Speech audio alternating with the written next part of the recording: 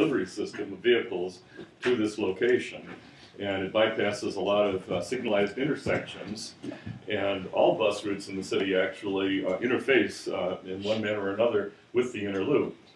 And so I had focused in what I said the previous session on the potential of RTS buses using this as an interface location as an alternate to the Mortimer Street site.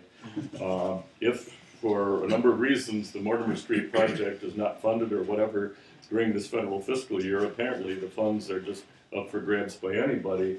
So it does make sense to seek an alternate solution for the RTS interbus transfers. And the concept of putting it right here in the inner loop, down at a grade separated level, provides for very much briefer headway times, but it connects very nicely with all of the other modes that could function here. What the concept I had in mind, buses, yes, they can take an escalator into the post office building as the ticket area and the waiting area. And incidentally, the Farley post office in Manhattan uses the same procedure. The sorting area is basically the new waiting room for the Neo Penn station. And certainly that would work here. I had in mind people would, I would take the bus to this ticket counter waiting room area or park in a garage here, get their tickets, and then either go to the trains, have to be a moving sidewalk, one flight up, so that it crosses over Joseph Avenue, goes through the second story of a parking garage, and then you wouldn't have this building.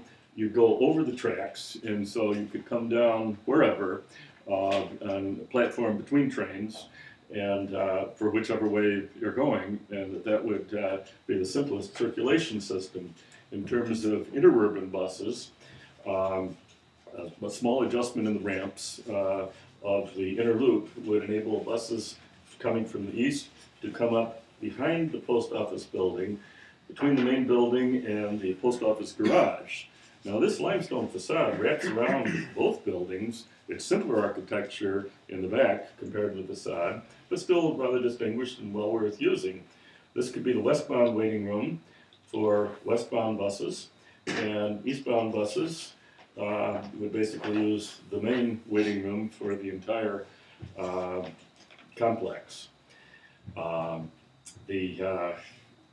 incidentally, this Greyhound bus station is gone now since our last session in some of the other buildings, and there is substantial empty land in here, which is larger than the footprint that Monroe Community College was willing to accept within the Renaissance Square. And a beautiful advantage of this is that if this plan were done, Monroe Community College would have all the more reason to locate their campus right here. They want to make an announcement within weeks. But this would not only provide a solution for their situation, but also provide increased utilization of whoever comes here. And interurban, going out to the outlying counties, a student from Batavia could take an interurban bus, or from Lyons, potentially, if there's ever an Amtrak stop there, take that to here, and attend Monroe Community College. And the student's home county pays tuition in that case, so that may be financially advantageous to the college. So that's the basic concept that we discussed this morning and discussed last time. Plan B. You got the freight house right here, you got the station here, that's sort of an angle, and you've got the floor layouts. It's the old Bragdon station, 1913. That is an option just to toss out. The original plans survive, and you could construct it according to Bragdon's original plans and bring back the old station. That would be kind of fun. And I got these in my researching why was the Bragdon station located right here. because I wanted to understand the municipal dynamics that caused that to be selected. And it turns out that now we can hang this second map. Somebody can help with the tape.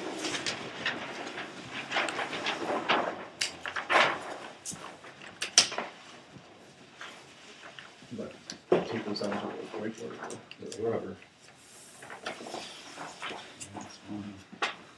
A little high there, but The original Rochester station was train shed, covered tracks and everything over in this area between State Street and the river.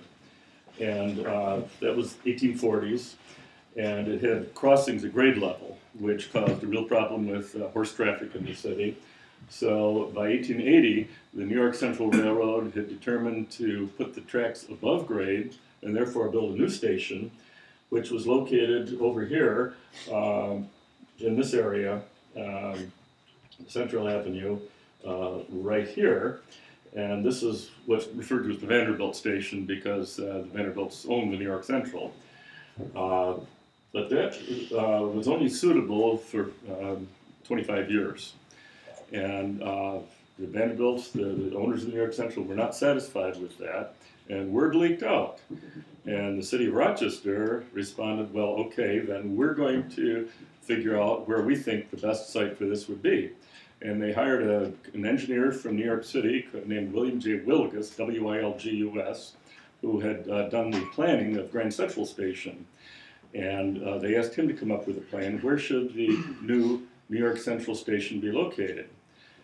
And he had to cover all of the competing interests, and east side of the river, west side of the river, they were both competing with each other. They wanted something that would suit them both. William J. Wilgus came up with the plan, which he presented to the city, build it right over the river, at the brink of the High Falls. Tracks are there, everything seemed suitable.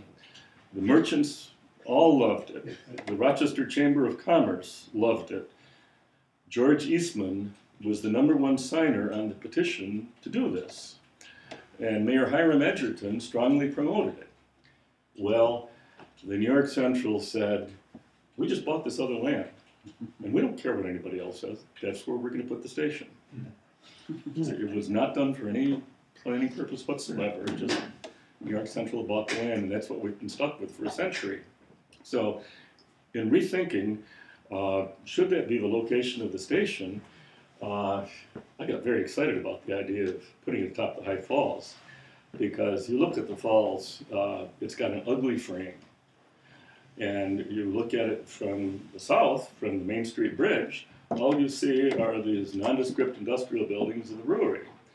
There is no, and that is a pun, no terminal vista that really would symbolize the city and be what they referred to as a monumental portal to the city, something that would give good arrival image. So you've got a design here which, you know, I just discovered this 24 hours ago, literally, and I want to thank Serge and Eric for helping lay this out. And basically what we came up with was utilizing this fundamental location concept.